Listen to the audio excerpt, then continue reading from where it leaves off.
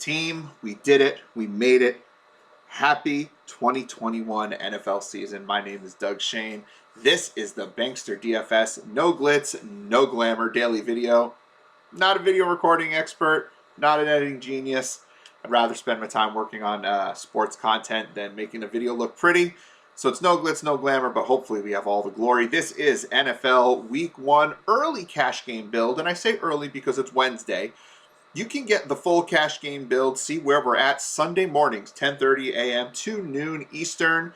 Myself and Michael Gudadero will take a look at cash games, GPPs, all the inactives at 11:30. On our NFL Live Before Lock live stream, we'll have a whole host of guests, including Sean Goodwin with his dirty slot look. That is every Sunday morning. But every day, you get content from BanksterDFS.com. We cover all the sports, major sports, college sports, niche sports. We have some bonus channels in our Slack chat as well. We have partnerships with sites like Prize Picks, DFS. We kind of cover everything. And you get that all for just $3.99 per week. That is not per sport, per article. It is just per week. You can lower that weekly cost by signing up on a monthly plan, $15.99 a month, or a yearly plan, $174.99. If you want just the NFL season, shoot me a DM on Twitter at Bankster17. I'll hook you up with the deal where you'll just get coverage from Week 1 through the Super Bowl at a little bit of a discount from our weekly price. But really, if you like sports and you like playing DFS, we cover it all. Really good price, under $4 a week, no matter which plan you decide to sign up with. And it includes everything. All sports, all content, no hidden fees, and your price will never increase no matter how many price increases we have, as long as you continue to stay with us and not cancel your membership. And again, with that, you get daily player pools for all the major and niche sports, our Slack chat, and award-winning articles and analysis from FSWA award winners, myself, Doug Shain, Jeff Kaminsky, and a host of future FSWA award winners on our team.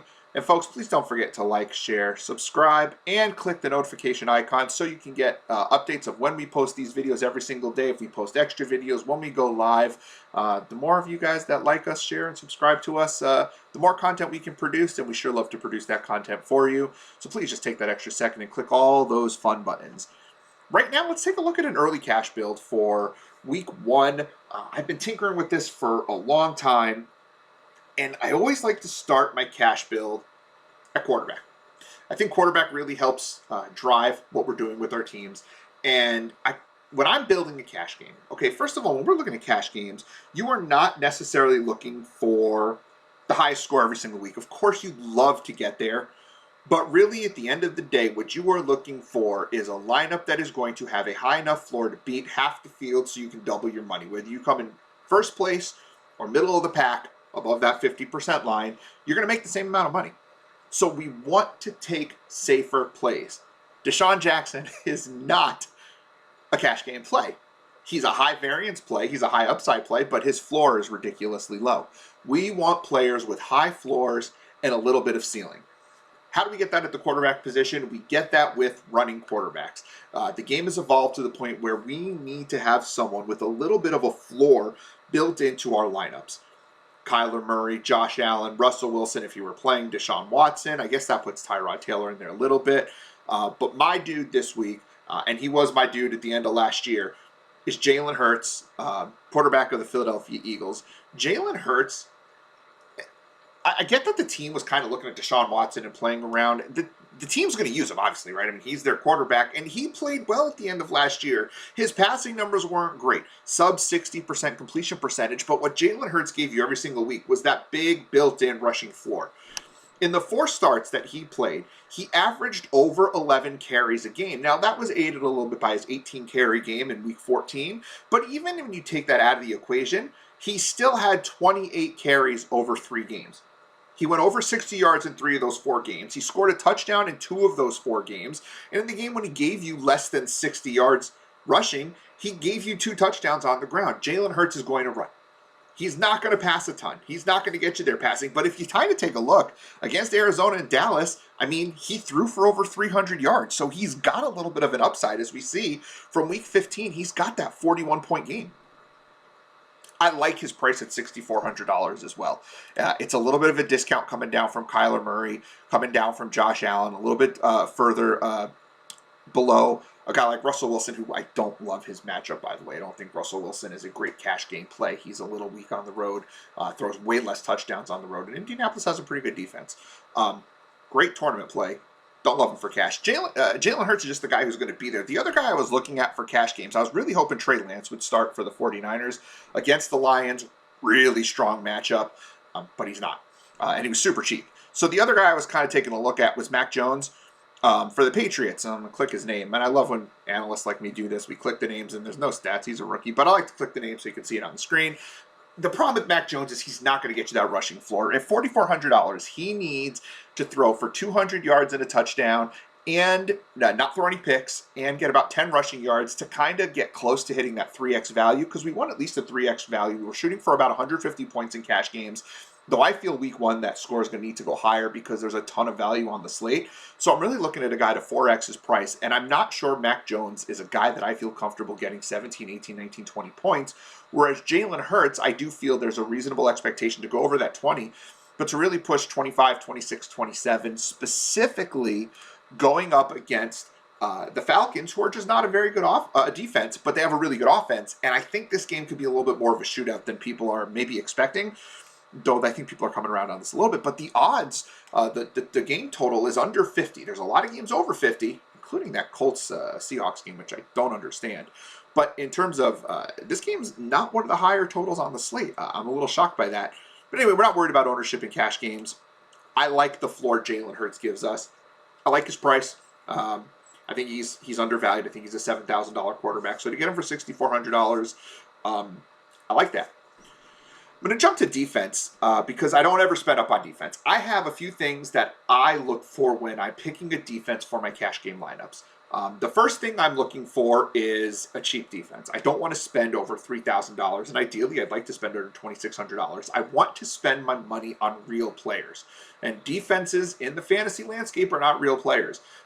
We found cheap defenses have done really well. High-priced defenses are not guaranteed anything. You really need to get a score, keep the point total under 10 to really pay off at the higher end. So even a team like Washington, who I love, they're a little more expensive than I'd like to see at $3,200. They really need to score 10 fantasy points. And while I like Washington, 10 is not an easy number to get for a fantasy defense. So I like to go down and really spend as little as possible. One of the teams I'm looking at for my defense, if I could get to this number, and I know it seems like $2,300, you should be able to get to that, is the Colts. I like the Colts. I think, again, Russell Wilson's not as great on the road as he is at home. Throws more interceptions, doesn't throw as many touchdowns. This game has a weirdly high total, but I think it goes under the total. I think there's some tournament upside because no one's really talking about this game.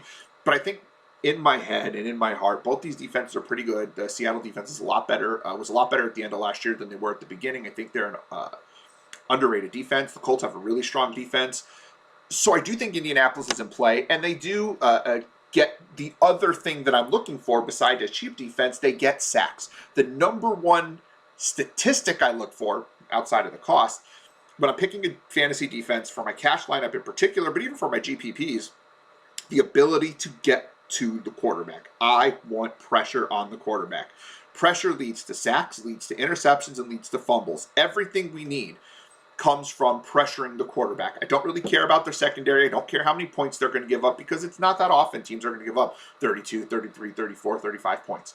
A high-scoring game could be 30 points. 30 points doesn't get you a negative score on DraftKings, so I'm not really worried about that. I'm looking for a team that can get to the quarterback. And if we take a look at the Colts, we see they've had 3 or more sacks. I really look at that 3 number. 3 or more sacks in a handful of games last year. They had a 6, a 5, a 5, a 5, a 3, and a 4. So they had like about 6 or 7 games where they went over 3 sacks, which is a pretty good number. And they had very few games where they had no sacks. And early in the year, you can see they put up a monster scores, but they're doing so against pretty rough offenses. A team I'm looking at that everyone's trying to talk me out of this one. I get why, because Tennessee's good and the Cardinals secondary is bad, but I don't care about the Cardinals secondary. What I care about is the fact that this team gets to the quarterback. If we take a look at what they did last year, you will see 3, 6, 8, 3, 3, 3, 3, 3, 4, 4, 3.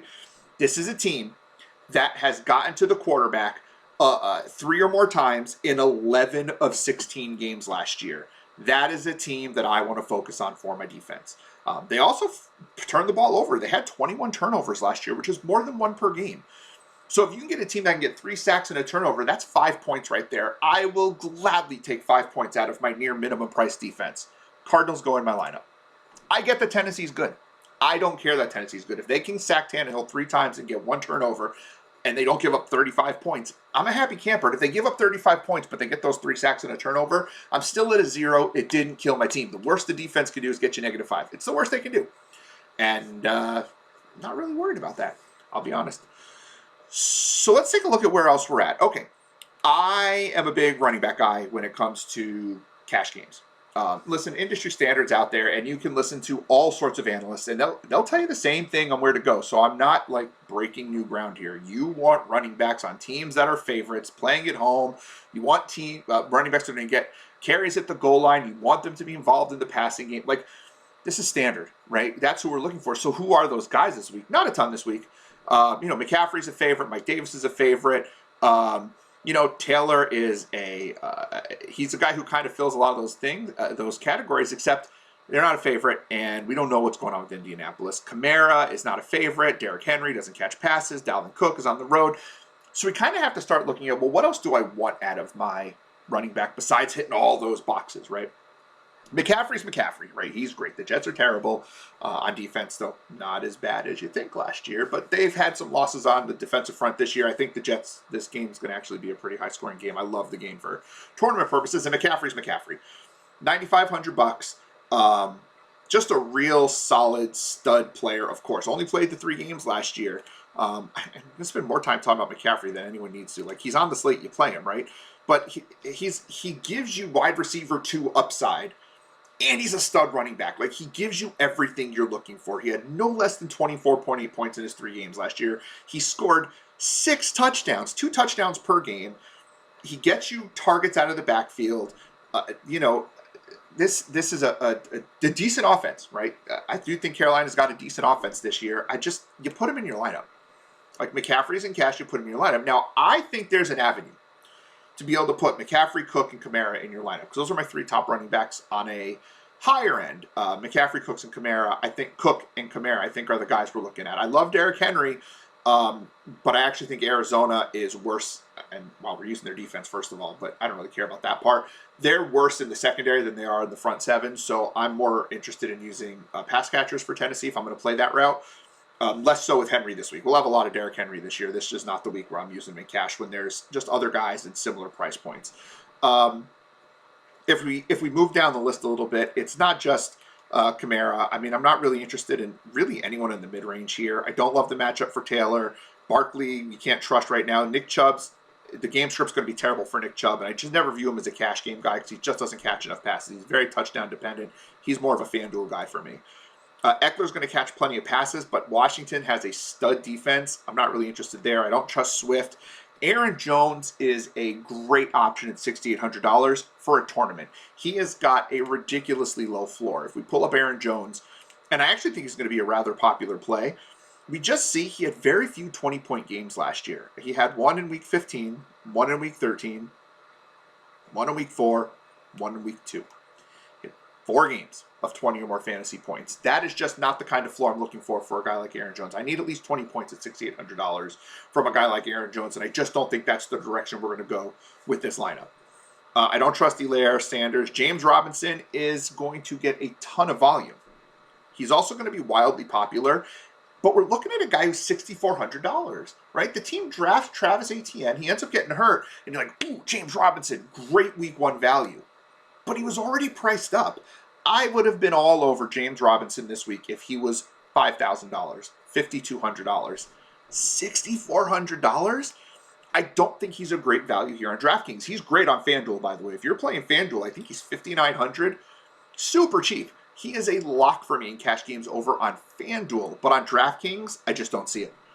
I just don't see why we'd spend that kind of money on him, especially as we move down. Najee Harris, cheaper. Joe Mixon. Joe Mixon is going to get a ton of work this year. I think he's more of a tournament play.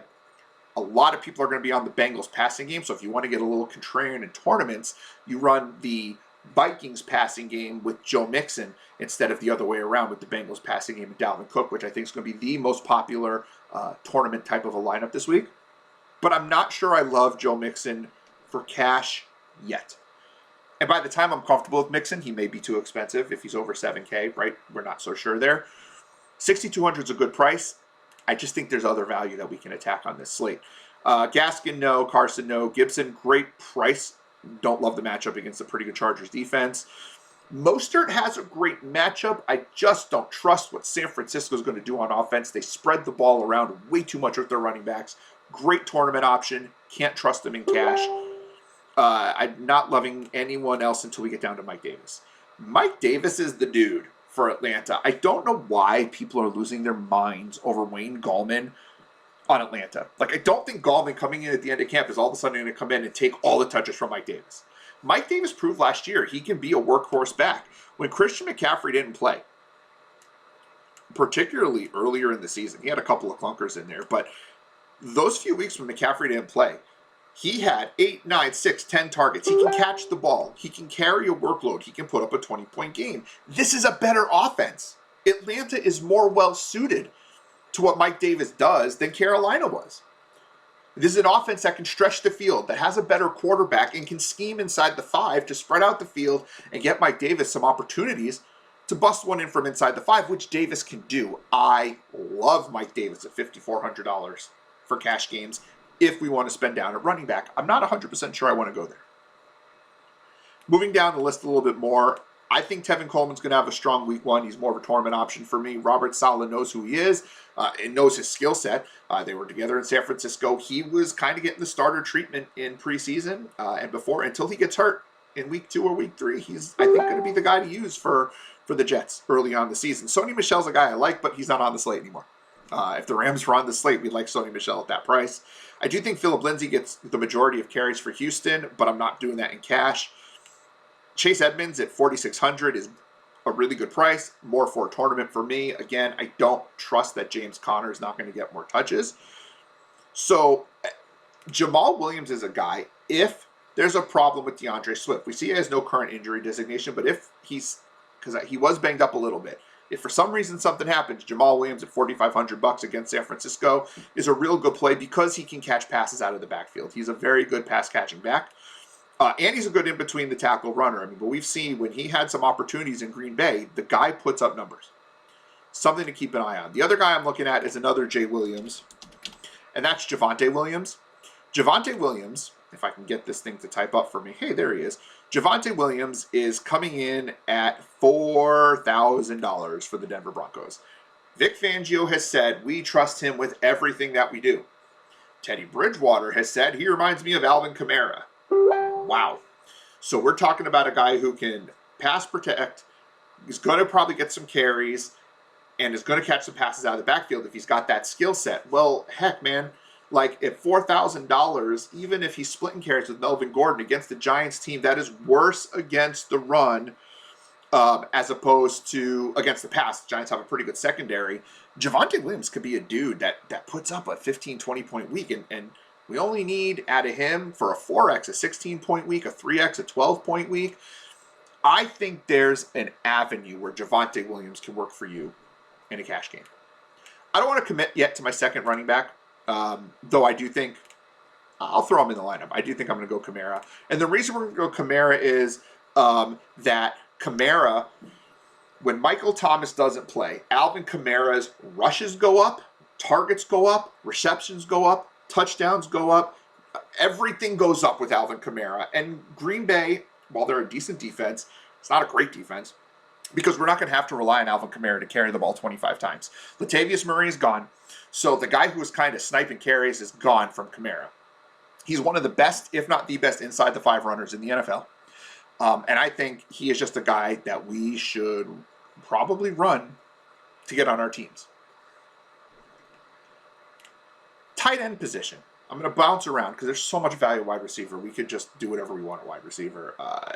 Not whatever we want, but we can get so many options under 4K. It makes a lot of sense to look at wide receiver last.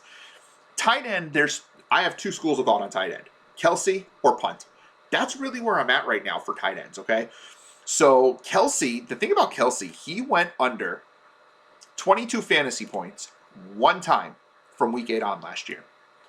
And look at the data. Look at the statistics. The guy was ridiculous. No less than 22 points. Except for one time when he had 16 points. He was under 14 points twice all year last year.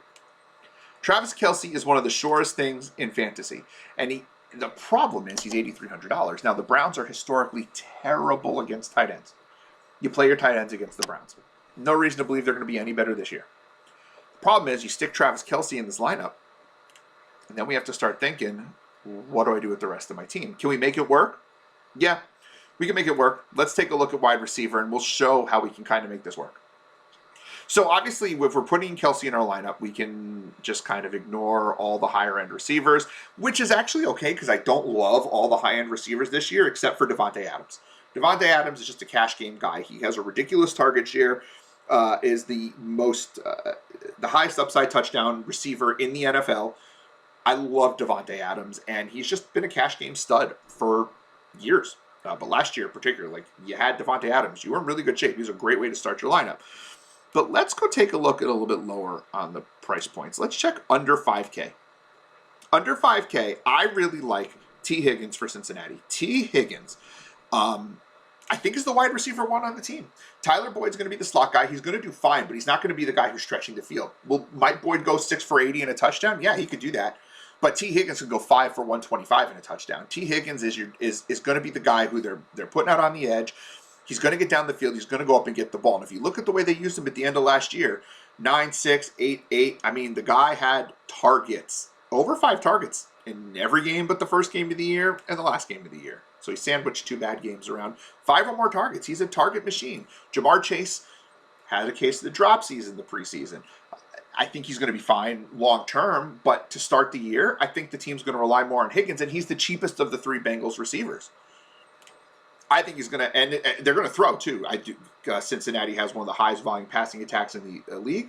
Minnesota does not have a great secondary, and we could probably fit T. Higgins into our lineup if we play the rest of our lineup correctly. So what does that correctly look like? Well, let's scroll down a little bit further. I do like Jerry Jeudy a ton at $4,800 in a tournament. I just don't think the Giants' defense is too good on the back end to count on him too much at as a cash game wide receiver. Michael Pittman should be in really good shape with T.Y. Hilton out. And yes, while Seattle's defense was better towards the end of last year, they're still not great. He kind of emerged a little bit in the playoff game with 10 targets. And he was getting targeted pretty early on in the season, 6, 7, 8. I mean, he had some clunkers too, which is a little nerve-wracking.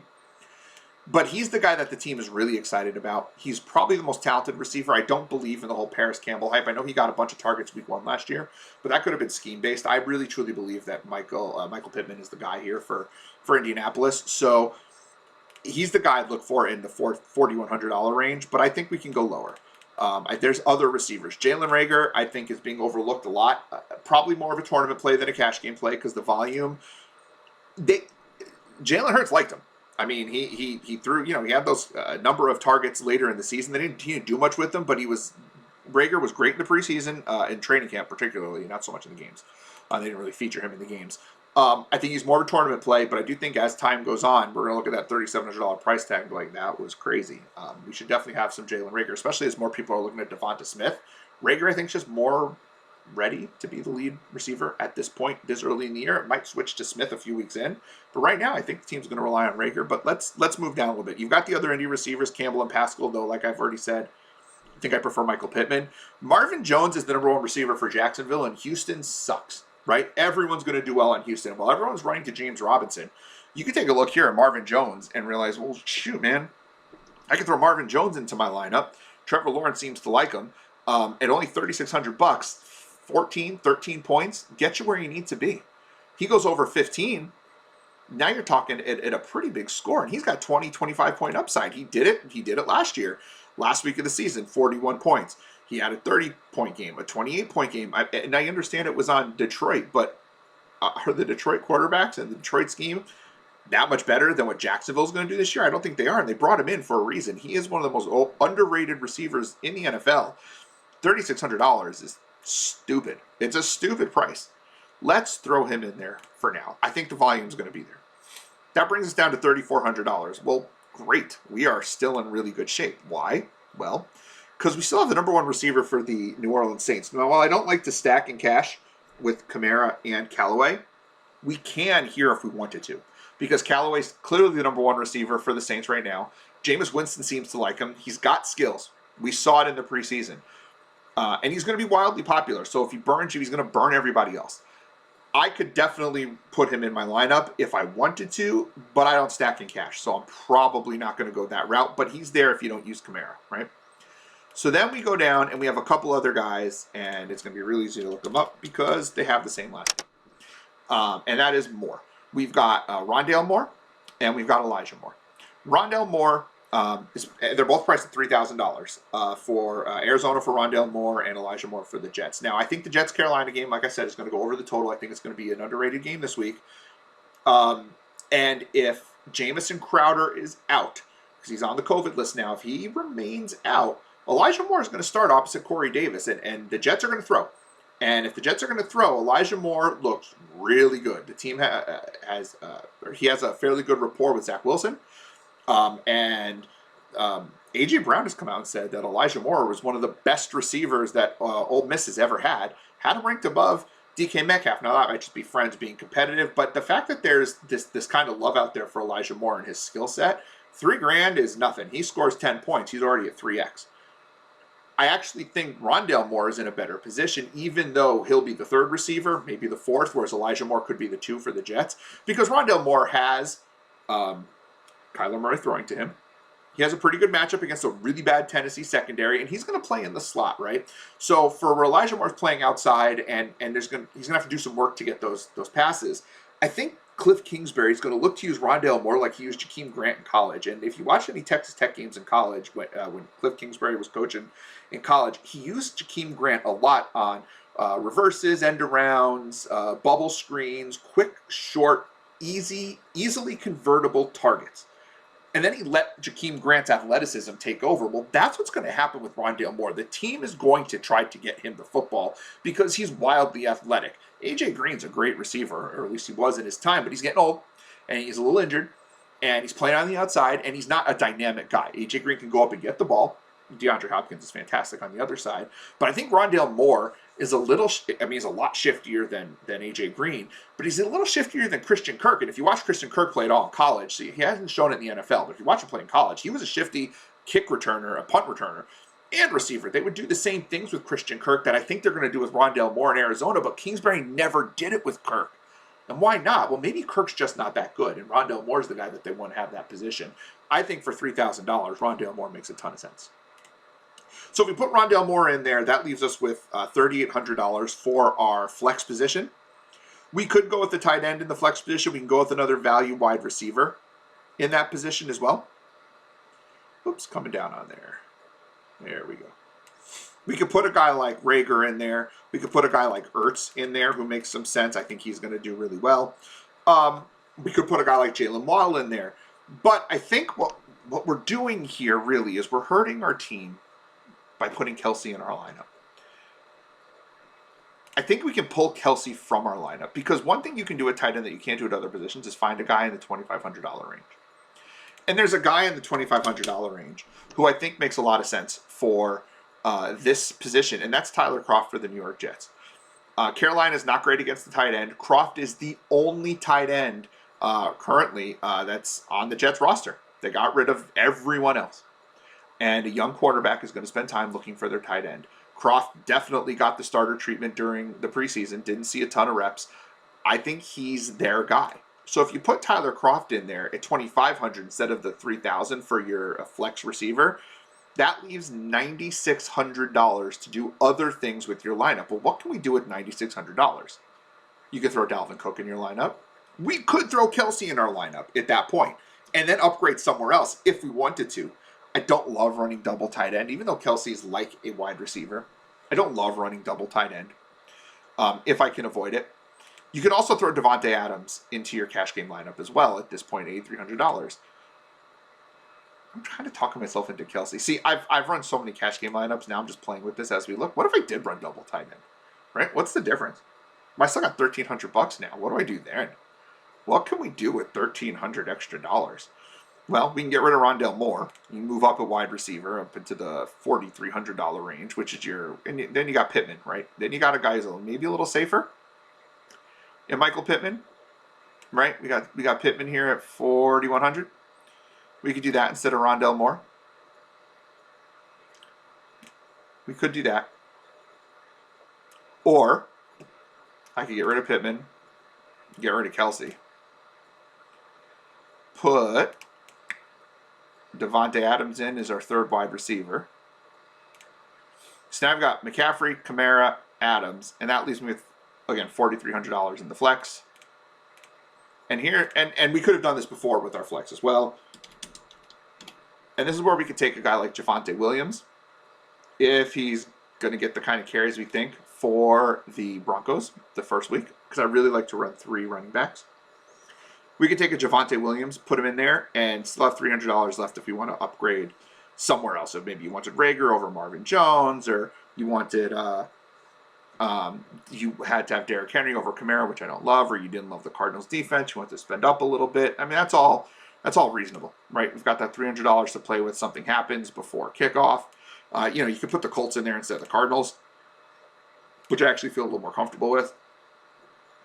So the question really comes down to, you know, are we going to run Kelsey instead of Adams? That's a big, you know, but then we have to spend down somewhere else because we don't have that $2,500 bumper unless we put him in the flex.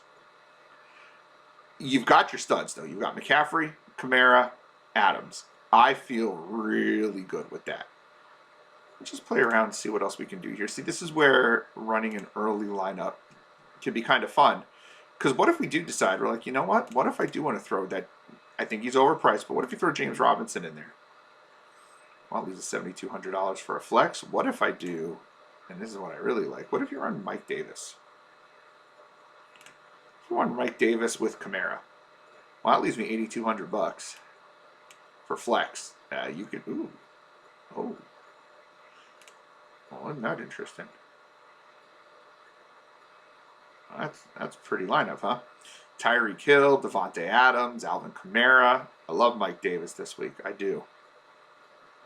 Huh. I never ran it with the 2 wide receivers. Isn't that interesting? Take a look at that. I like this. But at the end of the day, I like my high-end running backs. And this will change, right? Because this is where the tinkering comes in. This will probably change by the end of the week. And make sure you check us out Sunday, 10:30 a.m. live stream, Doug and Gouda with a whole host of guests. We're putting Rondale Moore in there.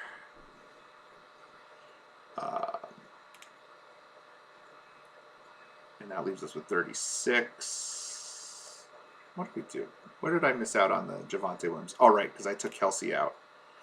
That's what I did. I had Davante Adams in there. I was trying to remember what the cash lineup I had prior to this was. You put Tyler KROFT in there. And that left us with just enough money for Javonte Williams as our final running back piece of our puzzle, which gives us a cash lineup of Jalen Hurts, Christian McCaffrey, Alvin Kamara, T. Higgins, Marvin Jones, Davante Adams, Tyler KROFT, Javonte Williams, and the Colts defense. That's a cash lineup I could feel pretty darn good about right now. What do you guys think? Make sure you leave your comments in the comment section below. And don't forget to check out all of our work at banksterdfs.com. $3.99 a week gets you access to all of our content. Make sure you like, share, subscribe, everything that you got on our from this video. We will post daily videos, the no glitz, no glamour, hopefully all glory, daily videos. Again, my name is Doug Shain, BanksterDFS.com. We will see you tomorrow with another video and live Sunday, Doug and Gouda NFL Week 1 live before lock, 10:30 to noon. Folks, thank you so much for your time. We will talk to you soon.